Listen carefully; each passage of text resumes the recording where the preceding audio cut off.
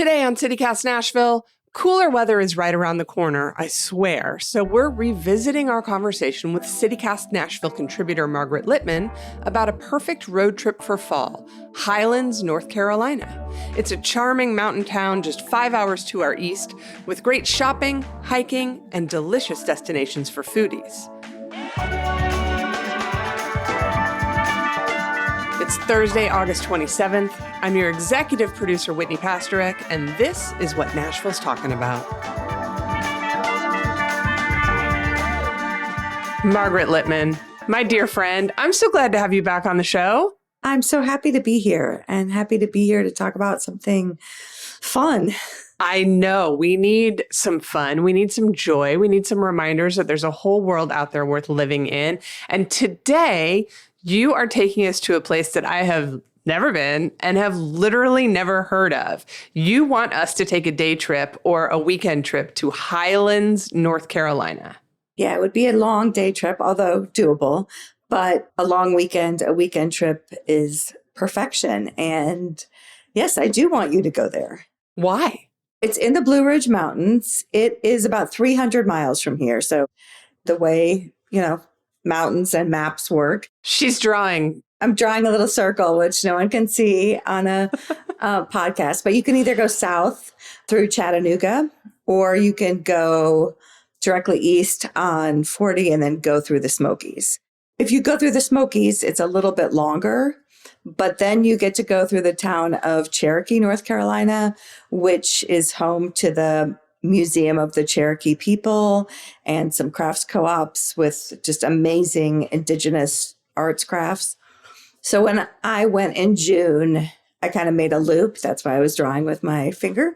But I went through Cherokee on the way there and then came through Chattanooga on the way home. What is the big selling point of Highlands? It is a legit mountain getaway. I've been here before talking about, my love of Gatlinburg and my love of the Smokies, and that is unchanged. But they have their own kind of personality.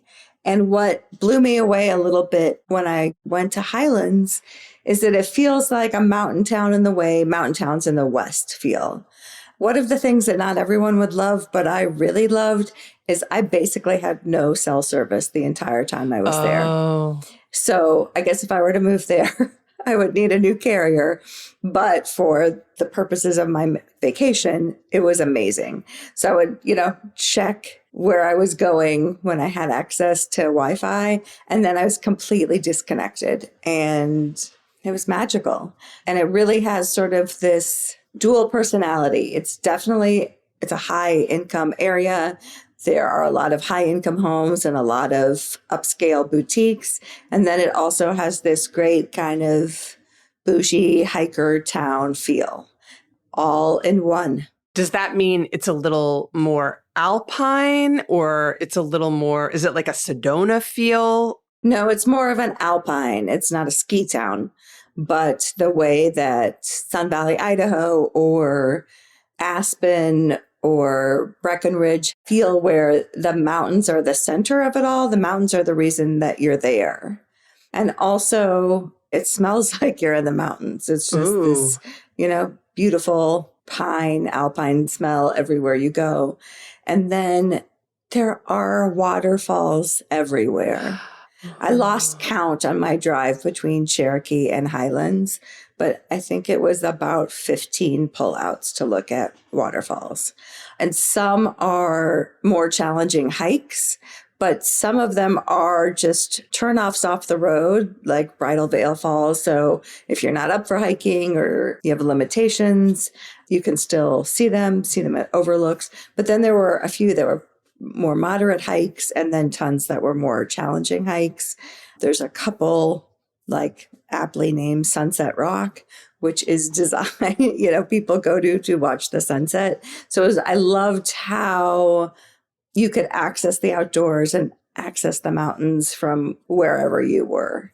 And I love that dichotomy that you kind of explained, where it does have the high income amenities and homes, but then also there's just like mountain dirtbags walking around. So let's talk about how you could maybe get both of those in a day. So let's say you go to one of these waterfalls and you're all grungy, but then you want to clean up and go to a really nice restaurant.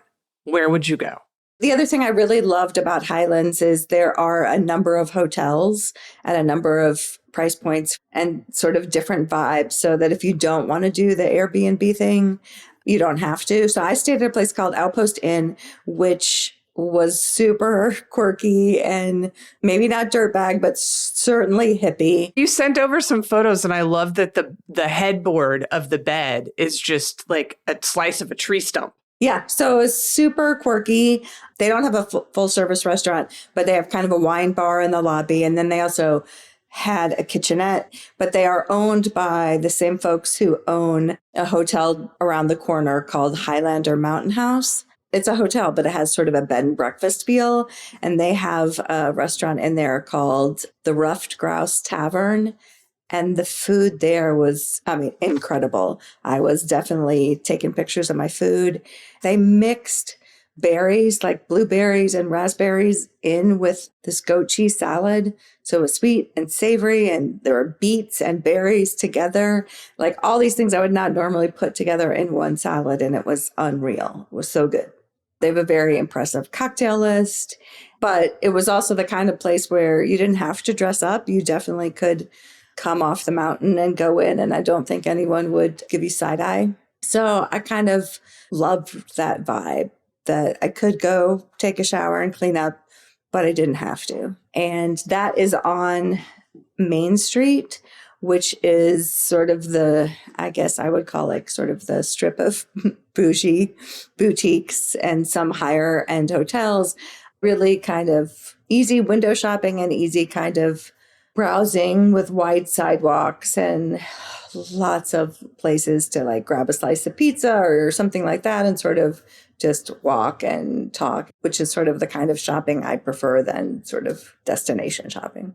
Okay, let's stay in the grunge space. I'm imagining there's someplace with like an alfalfa sprout sandwich with like incredible bread that you could maybe take with you on your hike. There's a place called Mountain Farm Grocery, which is sort of on that same main street, which has all those things: sandwich counter, 5,000 cheeses, lots of... Well, I'm sorry, what? You can't just move on from like 5,000 cheeses. So many cheeses.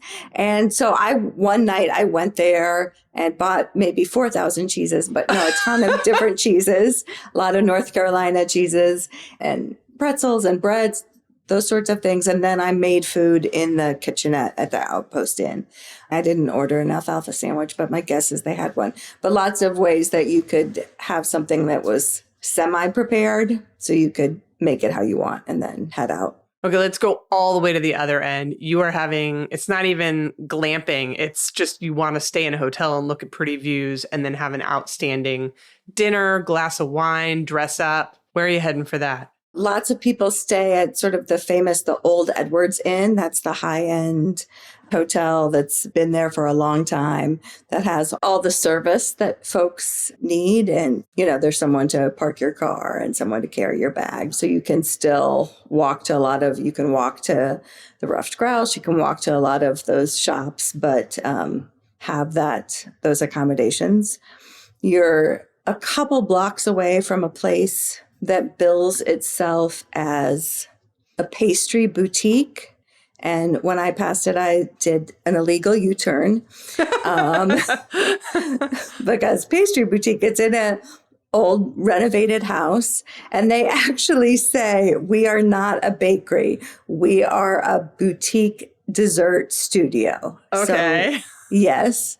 And I believe I sent you some photos of the pastries that they had, which they don't look like a person could have made them. No, there are some here that are like little mushroom gâteau. I can only think of that in terms of the Great British Bake Off. But folks at home, we'll make sure to put these on our Instagram. It looks like it's made from plastic by a machine. So the place is called Edelweiss Pastry Boutique.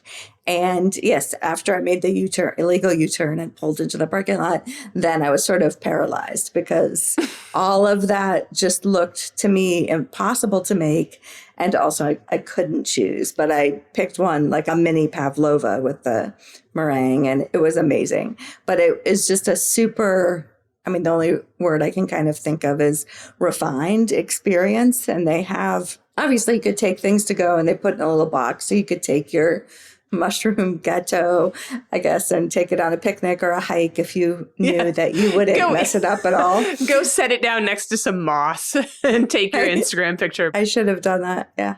But they also have a beautiful kind of wraparound covered porch. So you could just sit out there and eat it and pass a lot of leisurely time. It was really, really beautiful. And I'm assuming the temps up there are a little bit cooler, so it would be nice for outside, and especially coming into fall. Yeah. I mean, that's part of what I mean too, where it felt like a mountain town somewhere else. The temperatures were cooler. There's tons of shade on the hikes. Then you're hiking to a waterfall. You have the mist from the waterfall. Even some of the downtown streets. Yeah, it was pleasant to be outside. Amazing. All right. Well, we're going to take a quick break. When we come back, if I know you, Margaret Littman, you know where the hotspot is for the quirky arts and crafts. So we'll talk about that and a lot more right after this.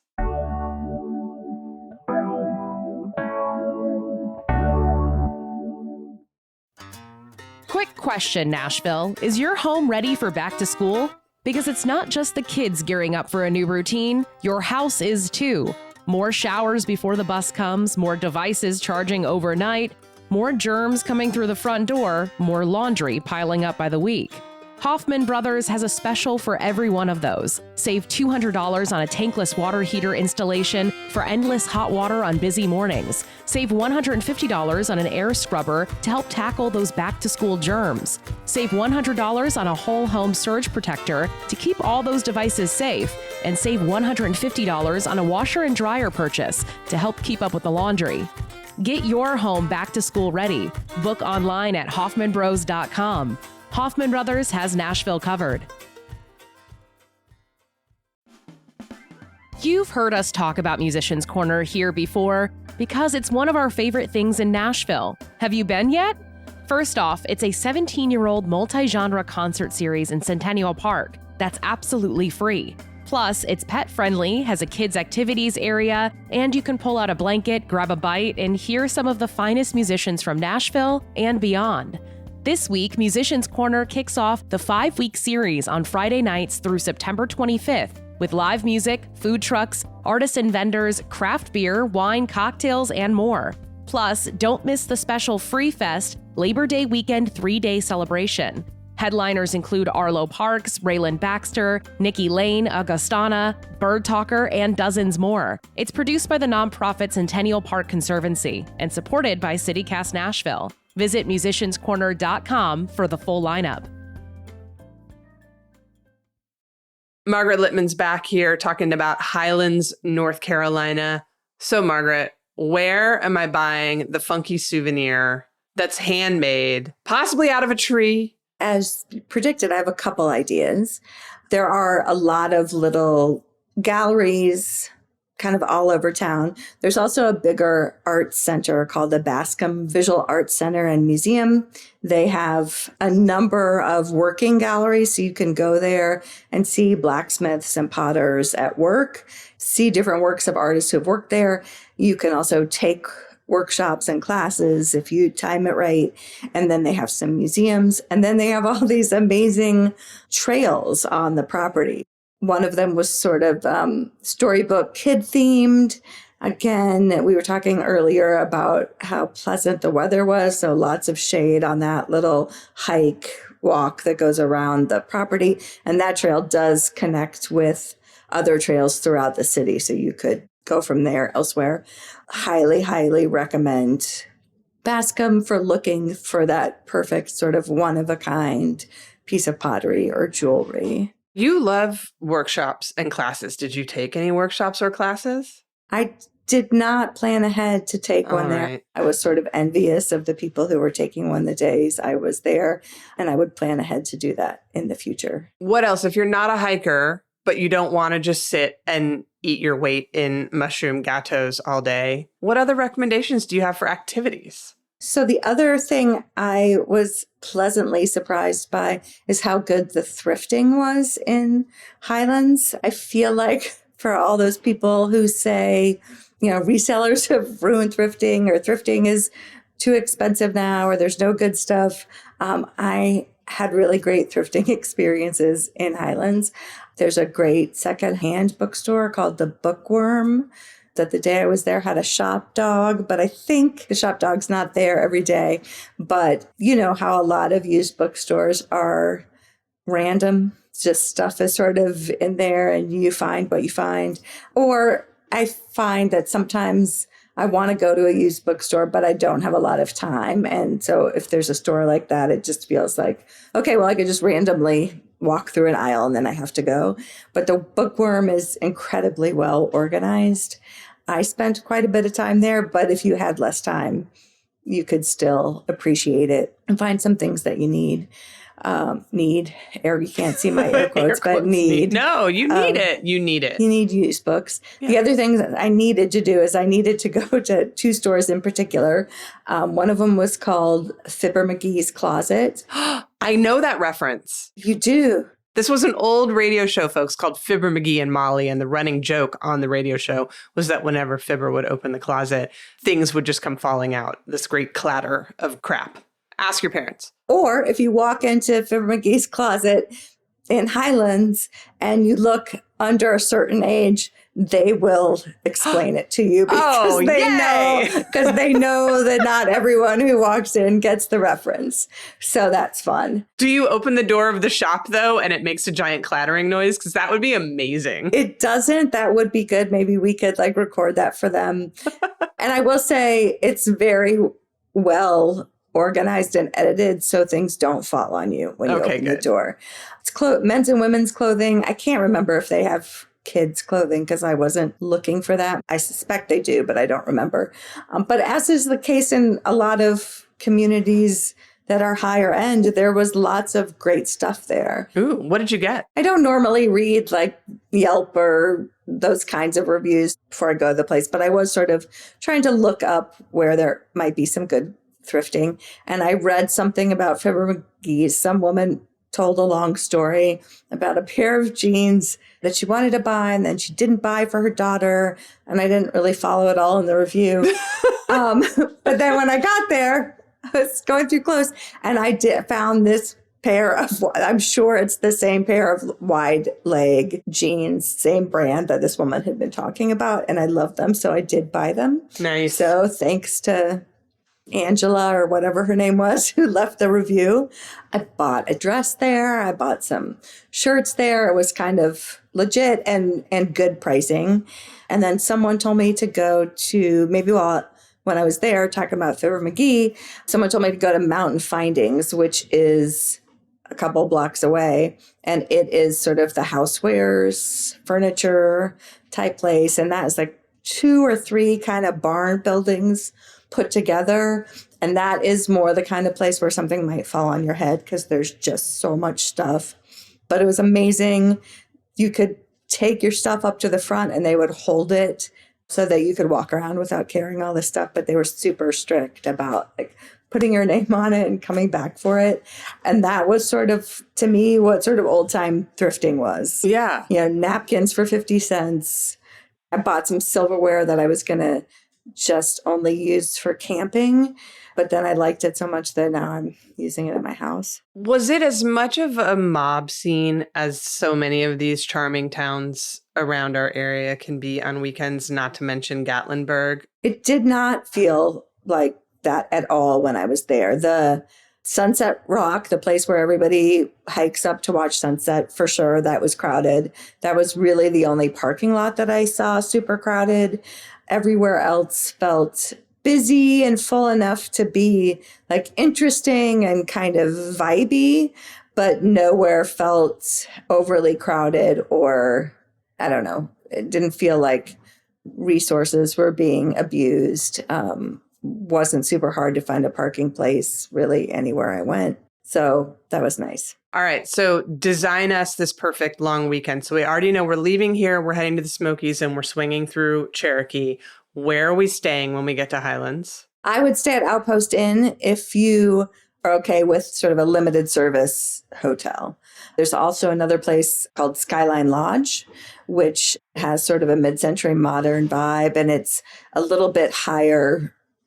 Skyline, it's a little bit higher up, so you get a view. Those were my two picks. What was your favorite off the beaten path waterfall? I guess Sequoia Falls I liked. Again, relatively Sequoia Falls or Dry Falls. Both of those were pretty straightforward and, got to the fall pretty easily.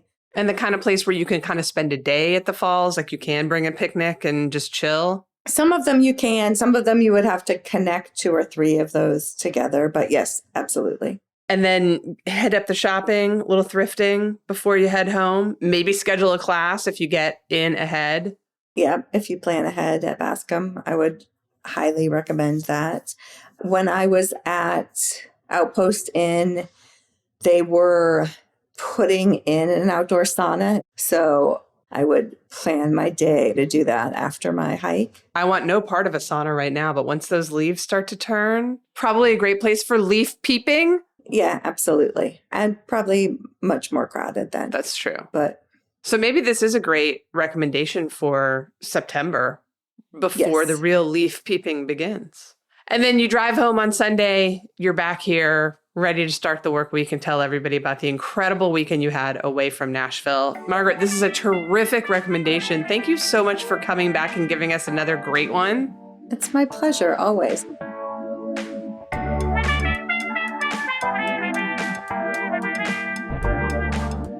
That's all for today here on CityCast Nashville. Did you make your picks in Best of Nashville while you were listening to this? We would love to have your vote as Best Podcast. Go to vote.nashvillescene.com and find us in the media and politics category. You've got to vote in 20 categories for it to count, so be sure to spread the love. And don't forget, you can support this show and get great perks by becoming a CityCast Nashville neighbor at membership.citycast.fm. If you enjoyed the show, why not tell your friends? Rate the show, leave us a review, and subscribe to our CityCast Nashville newsletter. We'll be back tomorrow morning with more news from around the city. Y'all take care of each other.